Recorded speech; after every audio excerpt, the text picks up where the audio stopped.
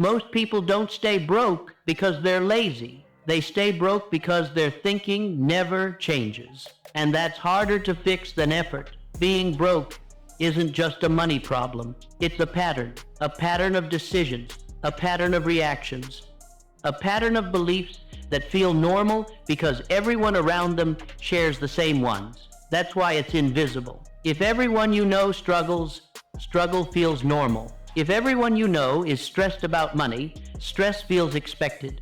If everyone you know lives paycheck to paycheck, that feels like reality, not failure, reality. And once something feels like reality, you stop questioning it. You stop fighting it. You start building your life around it.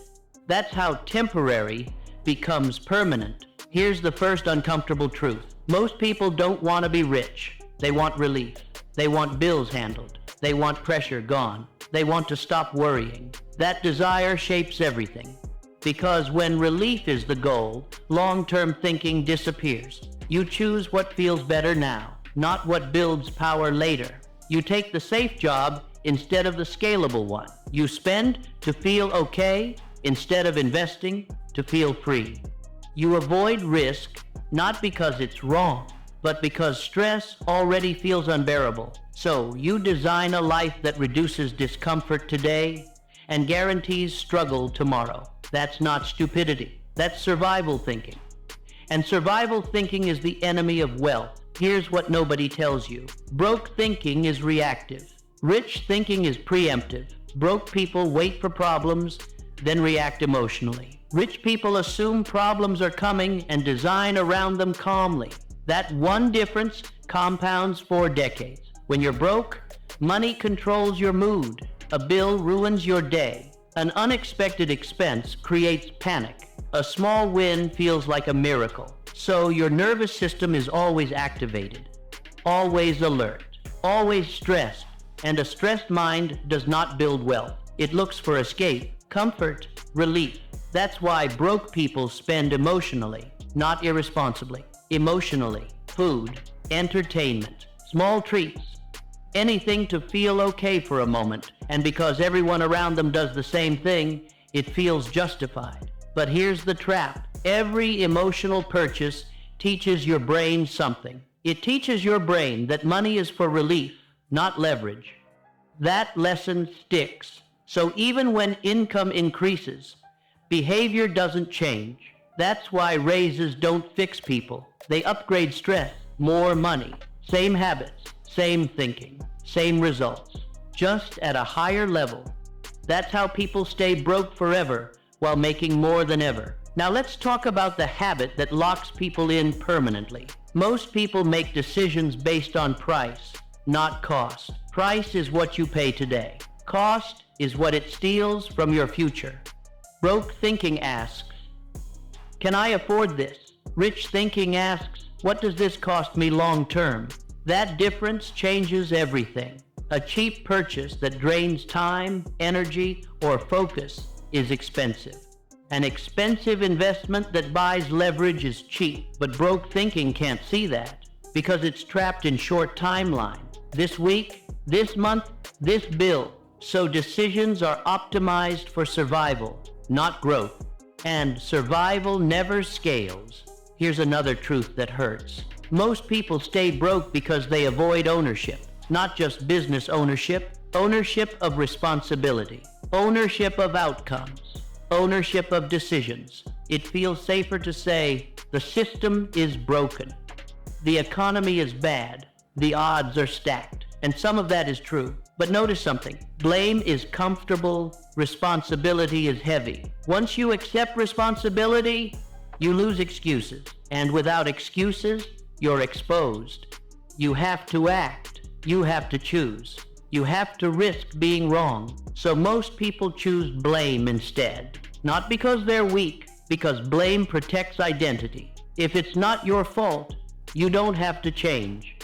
And if you don't change, your life stays familiar. Familiar pain feels safer than unfamiliar effort. That's why people defend their limitations. They argue for them. They build identities around them. I'm just not good with money.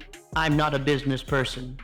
I wasn't born into that world. Those sentences feel honest, but they're self-imposed ceilings. Once spoken enough times, they become rules, and rules shape behavior. Now let's talk about time. This is where most people lose without realizing it. Broke people trade time for money forever, not because they want to, because they don't see another option. They sell hours, and once the hours are gone, the money stops. No compounding, no leverage, no escape. This creates a dangerous belief. If I'm not working, I'm losing. So rest feels guilty. Thinking feels unproductive. Learning without immediate payoff feels wasteful. Everything must pay now. And that mindset blocks wealth completely. Because wealth is delayed reward. Wealth requires planting seeds you won't harvest for years. Broke thinking can't tolerate delay. It needs feedback now. That's why long-term plans collapse. That's why investing feels scary. That's why building skills that don't pay immediately feels pointless. But rich people understand something simple. Short-term sacrifice creates long-term control. Most people choose short-term comfort, and comfort never creates control.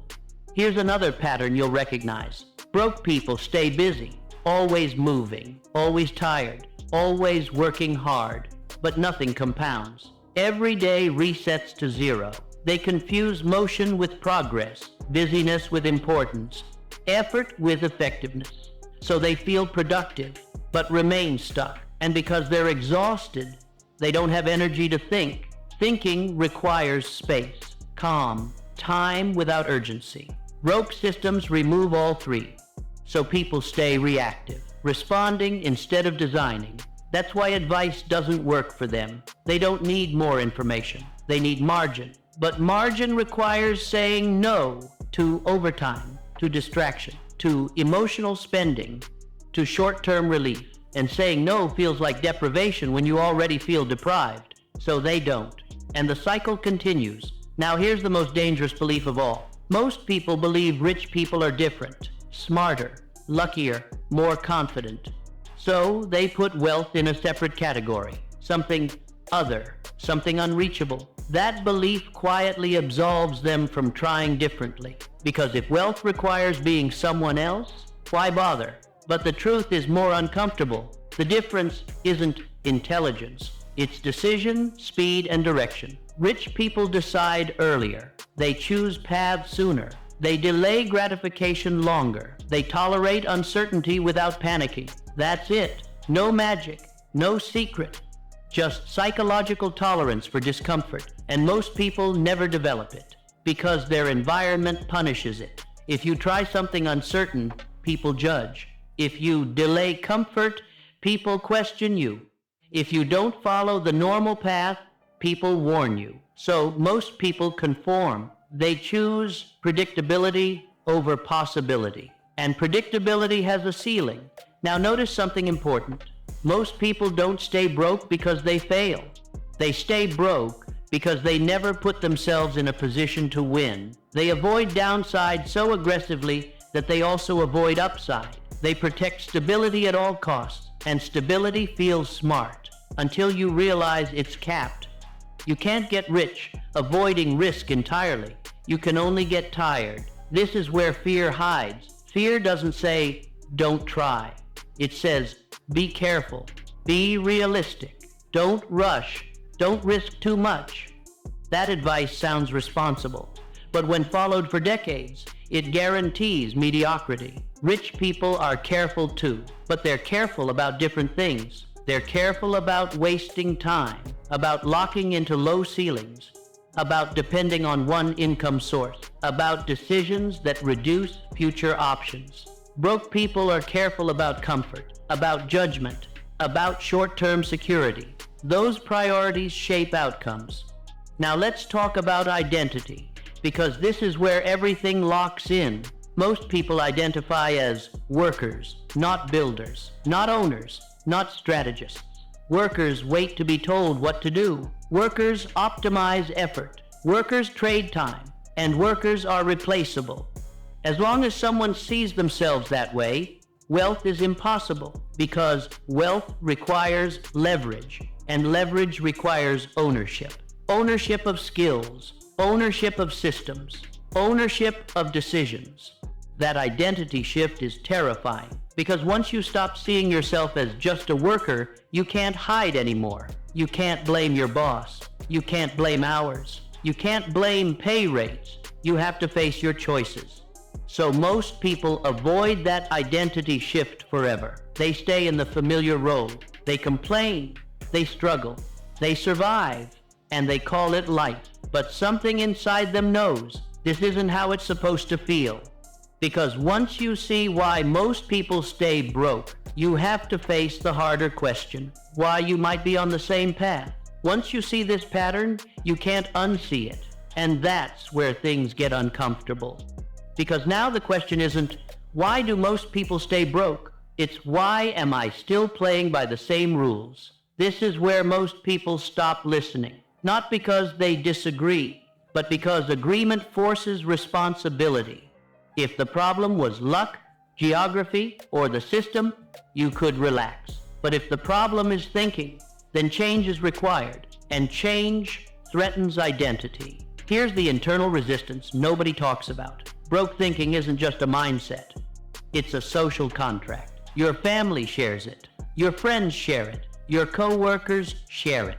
Money stress becomes bonding. Complaining becomes connection. Struggling together feels safer than separating alone. So when you start thinking differently, something subtle happens. You feel out of sync. You stop laughing at the same jokes. You stop panicking about the same things. You stop agreeing with the same complaints. And that creates distance. Not immediately, but gradually. This is why most people never escape. Not because they can't, because the price feels too high. Leaving broke thinking often means leaving emotional comfort. It means disappointing people. It means being misunderstood. It means no longer fitting neatly into the shared struggle. And humans are wired to avoid social rejection. So they choose belonging over progress every time. They stay broke to stay connected. That sounds harsh, but it's real. Now let's talk about the lie that keeps people trapped the longest. I'll focus on money once things calm down. That moment never comes. Bills don't stop. Responsibilities don't pause. Pressure doesn't disappear. So, people wait for relief before they think long-term. But relief only comes after long-term thinking. That's the inversion. Broke people wait for stability to take risks. Rich people take calculated risks to create stability. One waits, the other builds. Waiting feels responsible, but it's deadly because time keeps moving either way. Another belief that locks people in. I'll start once I make more. No, you make more after you start thinking differently. Income follows leverage. Leverage follows decisions. Decisions follow identity. If the identity never changes, income won't either.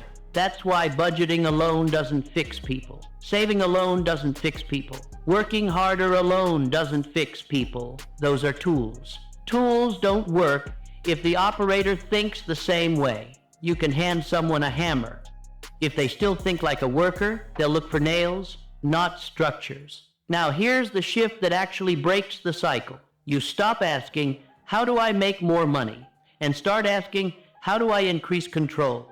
Control of time, control of skills, control of decisions, control of where effort goes. Money flows toward control. Always has. People with control decide.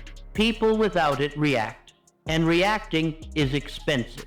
Every reactive decision costs future options. Every emotional choice narrows your path. Every short-term fix steals long-term leverage. This is why rich people seem boring. They don't chase excitement. They protect optionality.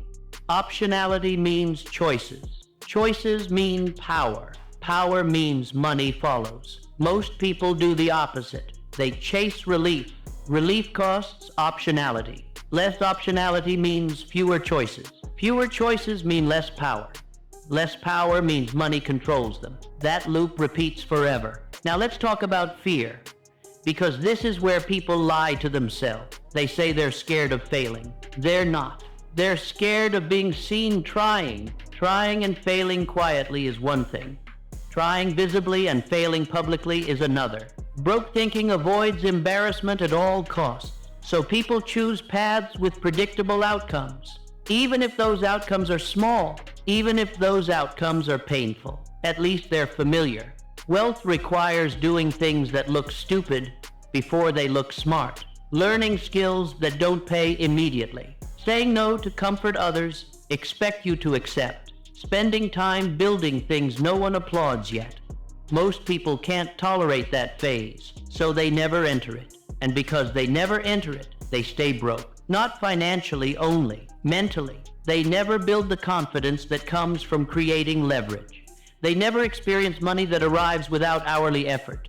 They never feel what control actually feels like, so they assume it's mythical, unrealistic, not for people like me. That sentence is the final lock. People like me. Once you say that, the ceiling is installed. Now let's be very clear. Escaping broke thinking does not mean quitting your job tomorrow. It does not mean gambling. It does not mean reckless risk. It means redirecting effort. Instead of spending 100% of your energy surviving, you spend a portion building leverage. Even when it feels slow, even when it feels pointless, even when no one understands, that portion grows. At first, nothing happens. That's where most people stop. They say, "See, it doesn't work." But they didn't wait long enough for compounding to start. Broke thinking needs immediate feedback. Wealth thinking respects delay. Delay is uncomfortable, but delay is where ownership forms. Now let's talk about the identity shift that changes everything. You stop seeing yourself as a consumer. You start seeing yourself as a producer. Consumers spend. Producers build. Consumers react to prices. Producers create value. Consumers trade time. Producers design systems. As long as you identify primarily as a consumer, wealth is impossible because consumption is the end point. Production is the beginning. This doesn't mean you start a business tomorrow. It means you ask different questions daily. What skill am I building that compounds? What asset am I creating that doesn't reset? What dependency am I reducing? Those questions slowly rewire behavior, and behavior rewires identity, and identity rewires outcomes. This is not fast, but it's permanent. Now the final challenge. This is not motivational, it's structural. For the next 30 days, do 3 things. First, stop using money for emotional relief. No, I deserve this. No, just this once. Every emotional spend reinforces broke thinking. Second, carve out time that produces future value, not immediate relief. Learning a leverage skill, building something that survives your absence. Creating instead of consuming. Third, stop saying sentences that protect limitation. No people like me. No, it's just how things are. Those sentences are contracts with poverty. Break them quietly, consistently. You don't need to announce anything. You don't need permission. Just stop playing the old game. If this made you uncomfortable but clear, leave a comment with one word, aware, and subscribe if you want more of this. Not hope, not hype, but the thinking that quietly separates people over time. Because most people don't stay broke by accident. They stay broke by repeating the same thinking until it feels like truth. And the moment you stop repeating it, the cycle breaks.